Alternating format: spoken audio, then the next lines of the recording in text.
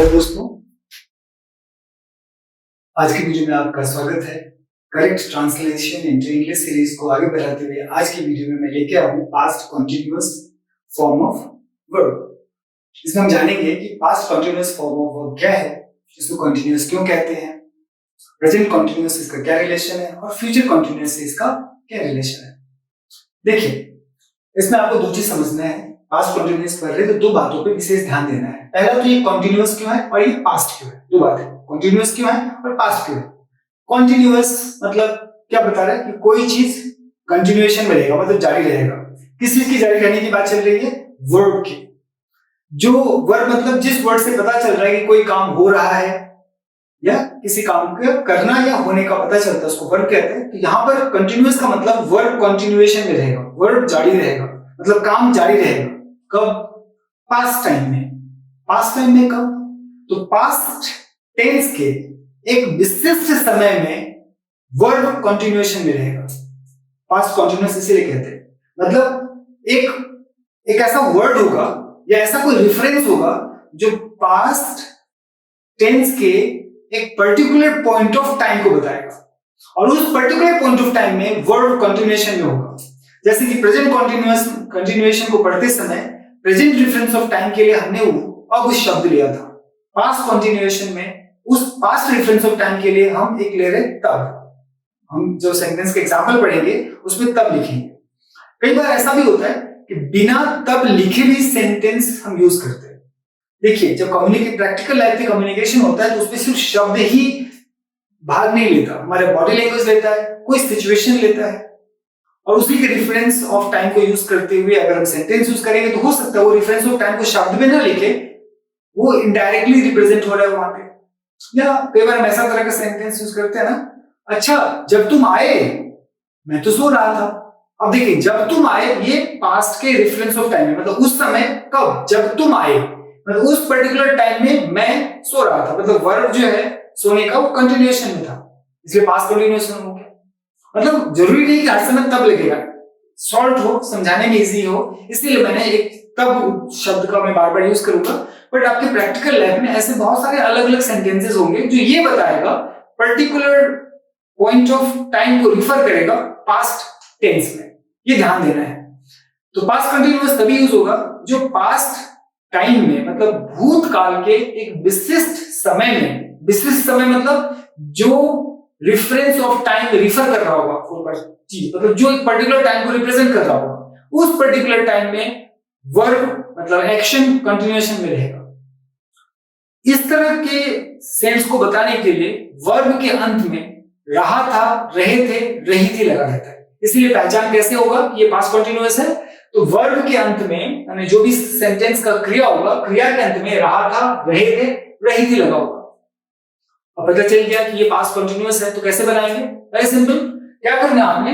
Sentence का पहले subject ढूंढना है, सब्जेक्ट के हिसाब से वॉज या वर्ड जो भी लगना है वो लगाना है, दोनों में से कोई एक लगाना है।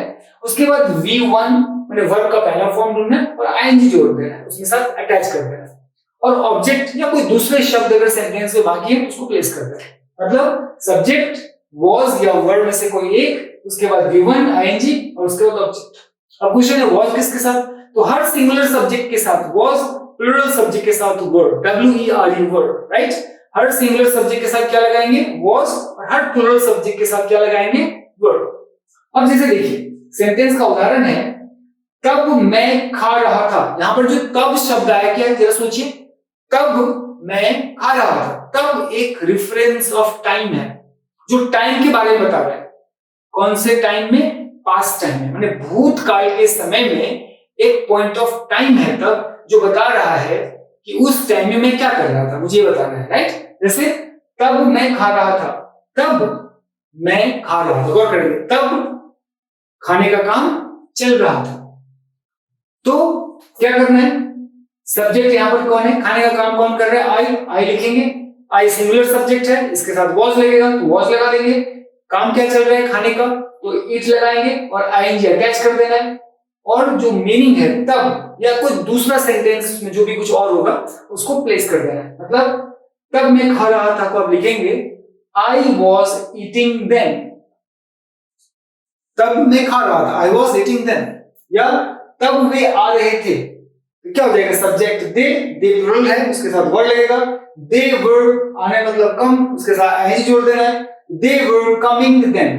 अब कमिंग लिखते इसमें ध्यान देंगे, कम के लास्ट में ई है, उसमें आईएनजी अटैच करेंगे, तो ई के बाद आईएनजी लगना चाहिए नहीं, जब कमिंग वर्ड होगा तो जो कम के लास्ट में ई है ना वो ड्रॉप हो जाएगा और बन जाएगा spelling COMING, they were coming then. आप एक अलग वीडियोस की सीरीज भी है करेक्ट यूसेज ऑफ स्पेलिंग्स, उसमें भी जाकर के आप देख सकते हैं कि कब किस तरह के सिचुएशन में कौन से अल्फाबेट्स को ड्रॉप कर दिया जाता है, उसमें डिटेल में दिया हुआ है। वह तब सो रहा था, वह तब उस पर्टिकुलर टाइम में, जो पास्ट का रेफरेंस है, वर्ड मतलब सोने का काम चल रहा था, तो क्या हो गया he was sleeping then।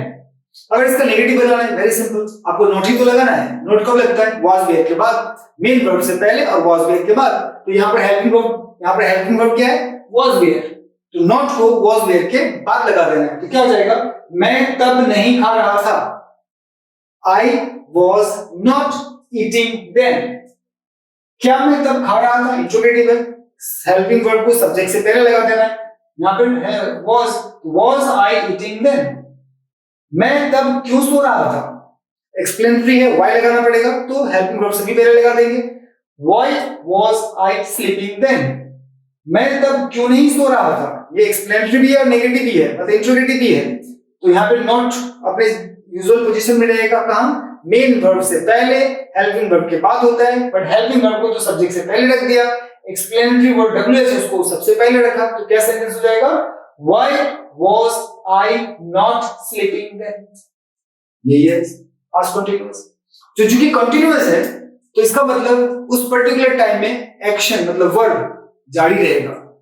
Past है तो एक आपके पास रेफरेंस ऑफ टाइम होगा जो पास्ट टाइम में बताएगा, मतलब भूतकाल के एक विशिष्ट समय में वर्ब कंटिन्यूएशन में हो या कंटिन्यूएशन में है, ये बताना होता है पास्ट कंटिन्यूअस से।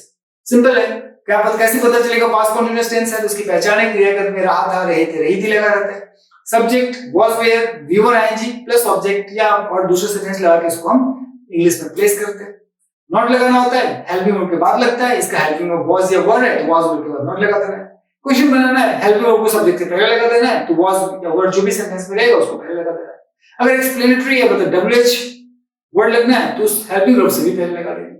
अगर नेगेटिव भी लगना है तो कोई टेंशन नहीं, हेल्पिंग वर्ब से बाद और मेन वर्ब से पहले नॉट लगता है, नॉट वही रहेगा, बस हेल्पिंग वर्ब सब्जेक्ट से पहले आ जाता है जैसे यूजुअल क्वेश्चन में। और इस तरह से हम पास्ट कंटीन्यूअस सेंटेंसेस को बनाते हैं।